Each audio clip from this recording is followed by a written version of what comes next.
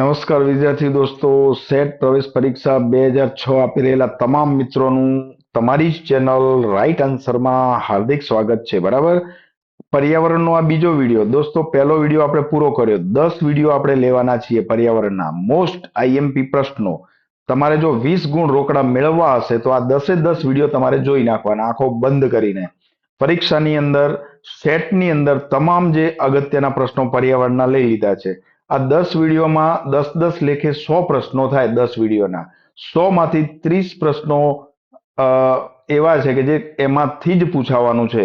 એટલે તમારે આ વિડીયો ખાસ જોવાના રહેશે, અને જેથી કરીને તમારું કોઈ પણ પ્રકારનું કચાશ જે પર્યાવરણની છે રોકડા મળી શકે છે. ગણિતમાં આપણે મહેનત કરીશું, પરંતુ અમુક પ્રશ્નો આપણને નહીં આવડે, જ્યારે પર્યાવરણ એવો વિષય છે કે જેમાં આપણે રોકડા ગુણ મેળવી શકીએ છીએ. ચાલો ત્યારે આપણે વિડીયો શરૂ કરીએ. પહેલા ઘણા મિત્રો વિડીયો ચેનલ જોવે છે પણ સબસ્ક્રાઇબ કરતા નથી, મને ખબર પડી જાય છે. તો દોસ્તો, સબસ્ક્રાઇબ કરી લો અને બેલ આઇકન પણ દબાવી દો. ચાલો ત્યારે વિડીયોને સ્ટાર્ટ કરીએ. પહેલા આપણે દર વખતે જે વાત કરતા હોઈએ છીએ, શું વાત કરીએ છીએ? આ બ્રહ્માસ્ત્ર તમારા મોબાઈલમાં છે. જેની પાસે છે એને ચિંતા નથી. નવા લોકોએ ડાઉનલોડ કરવા માટે વિડીયો આજે છે એની ડિસ્ક્રિપ્શનમાં લિંક તમને આપી દઉં છું, અથવા પ્લે સ્ટોર ઉપર જતું રહેવાનું. જ્યાં તમે ગેમ ડાઉનલોડ કરો છો ને ત્યાં જઈ અને લખી દેજો GUIDE, આવું તમે લખી દેજો, ગાઈડ એપ્લિકેશન. આ બોમ્બ તમને મળી જશે. આ કયો બોમ્બ છે? પરમાણુ બોમ્બ જેવું છે કે આની અંદર બધું જ છે. તમારો જ્ઞાનના ભંડારને અખૂટ ભરી દેશે. સેટ પરીક્ષાનું આવતું પેપર જે છે એનું મોડલ પેપર પણ તમને એમાં આખે આખું તમને મળી જવાનું છે, કે જે પૂરેપૂરી સંભાવના છે 120 માર્ક્સનું પેપર હું તમને મૂકી દઈશ અહીંયા.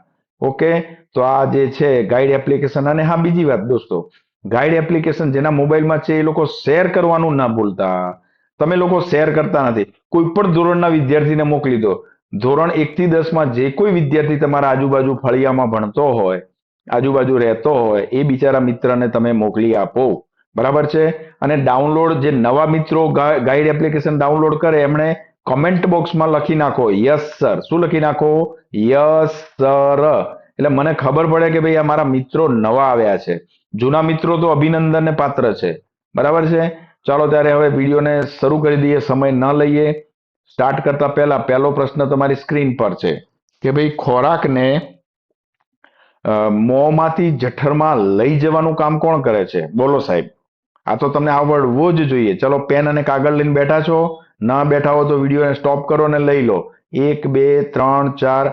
તમે આ 10 પ્રશ્નો તમારા આ વિડીયો જોશો એટલે ગોખાઈ જશે, તમારા મગજમાં આવડી જશે તમને. બરાબર છે. તો આનો જે જવાબ છે આપણે ચલો ચેક કરીએ. અહીંયા તો મોંમાંથી અહીંયા 2 નળીઓ આવે છે, તમને ખબર છે, શ્વાસ નળી અને અન્ન નળી. આ 2 નળી આપણા, હું તમને સમજાવી દઉં, આ પ્રશ્ન ભૂલી જ ના જવાય તમારે. બરાબર. અને અન્ન નળી. તો આ 2 નળીઓ છે, એક શ્વાસ લેવાનું કામ કરે અને ખોરાક લઈ જવાનું કામ કરે. અહીંથી ખોરાક આપણે મોઢામાં મૂકીએ તો અન્ન નળી મારફતે અહીંયા જઠરમાં જાય છે. તો આનો સાચો જવાબ શું આવશે? અન્ન નળી સાચો જવાબ છે. ચાલો બીજો પ્રશ્ન. પાચન તંત્રનો કયો અવયવ ખોરાકને વલોવાનું કામ કરે છે? આ પણ તમને આવડશે. કેમ? અરે બા, ડોન આવી ગયા છે. ડાંડાણ. અરે શાંતિ રાખો ભાઈ. ચલો, ડોન જતા રહ્યા. ડોન આવી જાય એટલે આમ થોડો મૂડ આવી જાય યાર, ફ્રેશ થઈ જવાય. ચલો, માઇન્ડ ફ્રેશ થઈ ગયું. તો ભાઈ વલોવાય ક્યાં આગળ? મોઢામાં વલોવાય નહીં, મોઢામાં ચવાય. અન્નનળી છે, ખોરાકને પેટમાં લઈ જાય છે.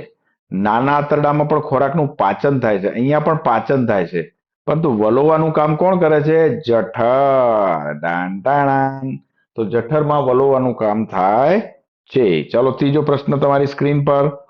ત્રીજો શું કહે છે કે નીચેનામાંથી કયા મસાલાનો સ્વાદ તીખો હોય છે? ચલો બધા રસોડામાં જાઓ અને ખાઈ લો.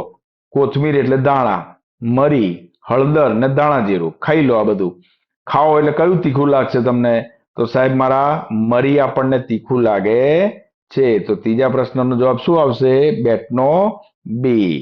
ચાલો, ખોરાકનું સંપૂર્ણ પાચન કયા અવયવમાં થાય છે? ચાલો ભાઈ, તમને આવડવો જ જોઈએ.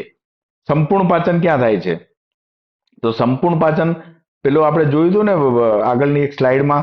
તો આમાં પણ આપણે જોઈ લઈએ સંપૂર્ણ પાચન ક્યાં થાય છે. જો મેં ચિત્ર બતાવ્યું છે, આ જઠર છે આપણી, એ આ રહી આ જઠર. ખોરાક અહીંયાથી અન્નનળી મારફતે જઠરમાં આવે, ત્યાં પચે, વલોવાય, ત્યાર પછી મોટા આંતરડામાં જાય, ત્યાર પછી નાના આંતરડા જાય. તો સંપૂર્ણ પ્રશ્ન એમ પૂછ્યો છે કે ભાઈ સંપૂર્ણ પાચન ક્યાં થાય છે?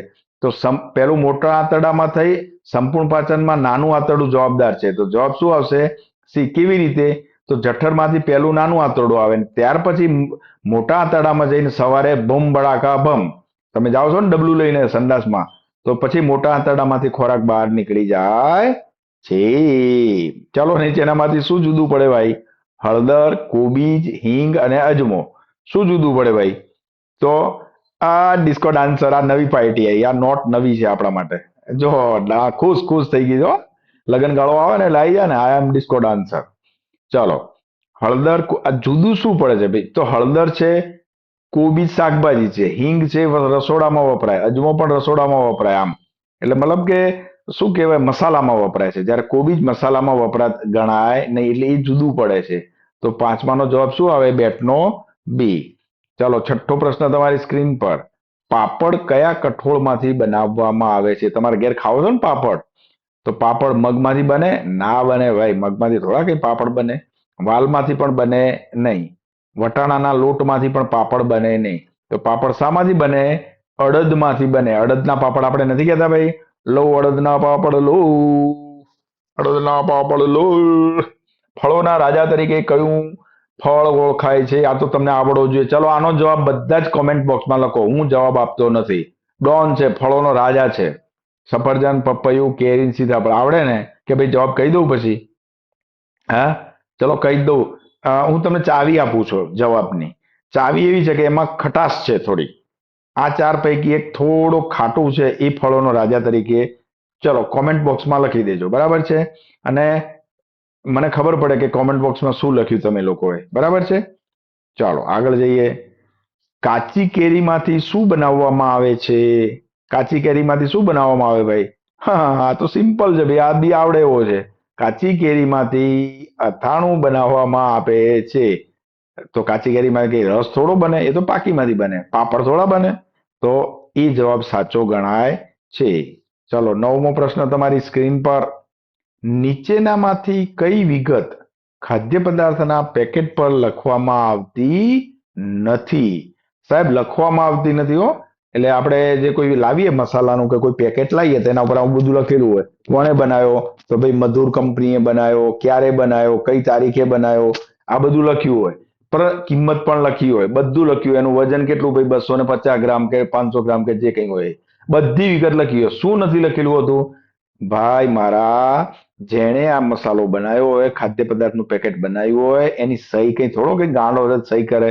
તો સહી એના ઉપર હોતી નથી. તો સાચો જવાબ શું આવે? સી જવાબ સાચો આવે. અને છેલ્લો પ્રશ્ન તમારી સ્ક્રીન પર. નીચેનામાંથી કયા ફળમાં બીજ હોતું નથી? હવે બીજ ન હોય એવું ફળ કયું ભાઈ? બોલો. તો આ તો તમને આવડે એવું છે, ખાઈ લો. કેરીમાંથી ગોટલી નીકળે. પછી હવે આ બીજા હું બોલતો નથી, તમે નક્કી કરી લો. લો બસ મેં જવાબ આપી દીધો તમને. હા આમાં ક્યાં બી દેખાય તમને કેળામાંથી? તો સાચો જવાબ શું આવે? કેળું. આ ત્રણ જવાબ આપણા ખોટા, ત્રણેયમાં બી હોય છે. કેળાની અંદર બી હોતું નથી. તો સાચો જવાબ બી કેળું. તો ચાલો અહીંયા 10 પ્રશ્નો આપણે પૂરા કર્યા. નવો ત્રીજા વિડીયોમાં 7 વાગે મળીશું. ત્યાં સુધી ટાટા અને